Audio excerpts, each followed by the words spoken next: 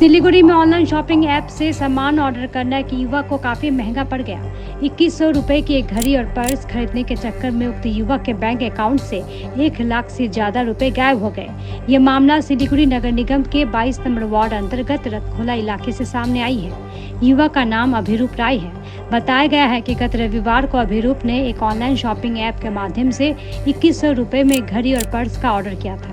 इधर मंगलवार को अभिरूप को ऑनलाइन शॉपिंग ऐप से उसके ऑर्डर को लेकर कॉल आया, जिसमें कहा गया कि जिस सामान को वो खरीदना चाहते हैं उसके लिए कैश ऑन डिलीवरी सिस्टम नहीं है, इसलिए अग्रिम भुगतान करना होगा। इसके बाद उसे QR कोड भेजा गया। इसके बाद जालसाजों ने उस QR कोड के जरिए करीब 1,23,000 रुपए गायब कर दिए। इस मामले में अभिरूप राय ने सिलीगुड़ी साइबर क्राइम विंग में लिखित शिकायत दर्ज करवाई है।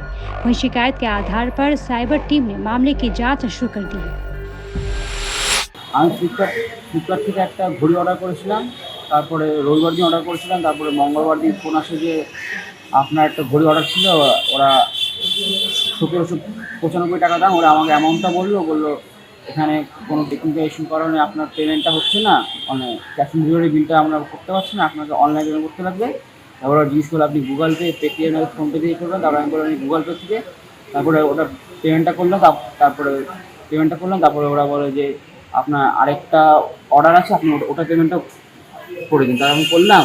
তারপরে বলে যে আপনার একটা আইডি থেকে যেহেতু আপনি দুটো পেমেন্ট করছেন, ওর জন্য সিস্টেমে আমরা আপনার বিলটা বানাতে পারছি না, তো আপনি দুটো অ্যামাউন্ট একসঙ্গে পাঠানোর পরে বলে যে আপনাকে আগের যে অ্যামাউন্টটা টোটাল হয়েছিল 2100 সামথিং, আপনাকে এটার সঙ্গে ওটাকে অ্যাড করে পাঠাবে, এরকমভাবে 4,318 টাকা পাঠানো হলো। তারপরে ওরা আবার টেকনিক্যাল ইস্যু, অনেক কিছু মানে ইস্যুর নাম করে পেমেন্ট করতে প্রথমে 60,000 অ্যামাউন্ট ওখানে গেল। তারপরে যখন বললাম যে আর হবে না, তারপরে ওরা বলে যে আপনি এখন, তারপরে আমাকে বলে যে আপনার 60,000 টাকা 61,000 টাকা এখানে এরকম হয়েছে, এখন এটা আমরা আপনাকে পাঠাতে পারছি না, কারণ আপনার EKYC করা নেই, ওটা আপনি EKYC করতে লাগবে।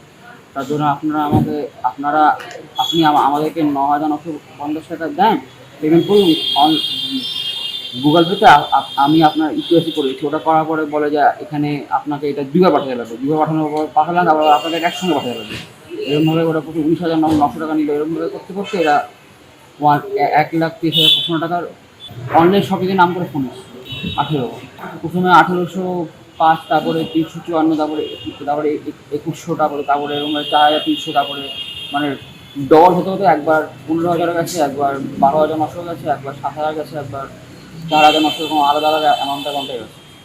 মানে ওটা বেশি অ্যামাউন্টটা আপনাকে ফেরত দেওয়ার নাম করে, ফেরত দিয়ে ওটা নাম করে অল্প করতে 1,30,000 টাকা স্টক করে দিয়েছে, 1,30,055 টাকা স্টক করে দিয়েছে।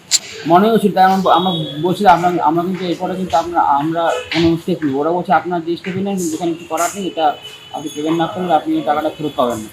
প্রথমে ওরা বেশি টাকা যেহেতু অ্যামাউন্ট হয়ে গেছে, অল্প টাকা নিয়ে মানে ওই অল্প টাকা নিয়ে ওই টাকাটা ফেরত দেওয়ার নাম করে এরা স্টক করে দিয়েছে। প্রথমে একটা ফোন আসে, তো আমি ফোনটা ধরেছিলাম, তো আমাকে বললো যে আমি ফ্লিপকার্ট থেকে ফোন করছি, এরকম একটা ঘড়ি অর্ডার আছে, এত টাকা দাম, অনলাইন পেমেন্টের আছে। তখন আমি যেহেতু ও ঘড়িটা অর্ডার করেছে, তো ওকে আমি তখন বললাম, ওকে ফোনটা দিলাম। তারপরে বাদবাকি কথা যা শুনলেন সেটা ওর সাথেই কথা হয়েছে, বাদবাকি পরে আমার সঙ্গে আর কোনো কথা হয়নি।